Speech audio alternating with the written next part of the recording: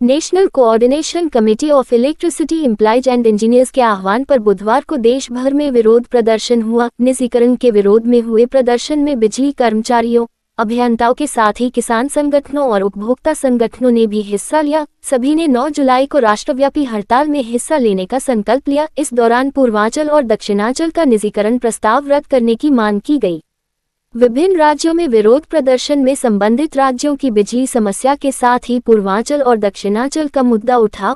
उत्तर प्रदेश के विभिन्न जिलों और परियोजना कार्यालयों पर हुए प्रदर्शन में निजीकरण को भ्रष्टाचार की उपज बताया गया। राजधानी लखनऊ में रेजिडेंसी पर हुए विरोध प्रदर्शन में काफी संख्या में संयुक्त किसान मोर्चा का बैनर लेकर किसान शामिल हुए। रेजिडेंसी और मध्यांचल मुख्यालय पर प्रदर्शन के बाद सभा हुई। इस दौरान पदाधिकारियों ने आरोप लगाया कि प्रदेश सरकार ने विद्युत वितरण निगमों में घाटे के भ्रामक आंकड़ों देकर पूर्वांचल विद्युत वितरण निगम एवं दक्षिणांचल विद्युत वितरण निगम के निजीकरण का निर्णय लिया है, जिससे प्रदेश के बिजली कर्मियों में काफी गुस्सा है।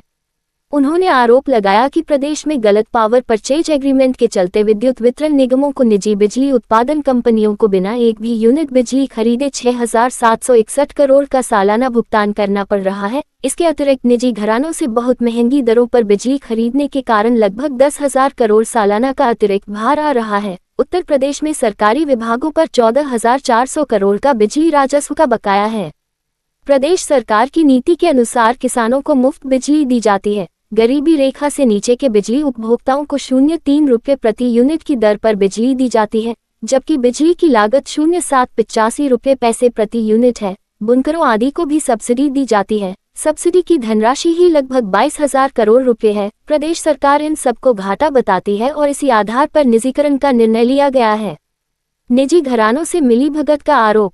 प्रदर्शन के दौरान केंद्रीय नेताओं ने आरोप लगाया कि पावर कॉरपोरेशन लिमिटेड और शासन के कुछ बड़े अधिकारियों की कुछ चुनिंदा निजी घरानों के साथ मिलीभगत है। वे लाखों करोड़ रुपए की बिजली की परिसंपत्तियों को कौड़ियों के मूल निजी घरानों को बेचना चाहते हैं। पूर्वांचल में प्रदेश की सबसे गरीब जनता रहती है।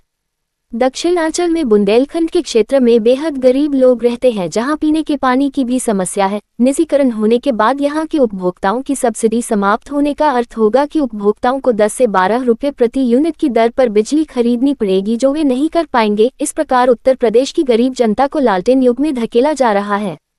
बिजली कर्मचारियों ने चेतावनी दी है कि यदि उत्पीड़न करने की कोशिश की गई तो देश के 27 लाख बिजली कर्मी मूक दर्शन नहीं रहेंगे। वे सड़क पर उतरकर आंदोलन करने के लिए बाध्य होंगे, जिसकी सारी जिम्मेदारी प्रदेश सरकार की होगी। इन शहरों में भी प्रदर्शन।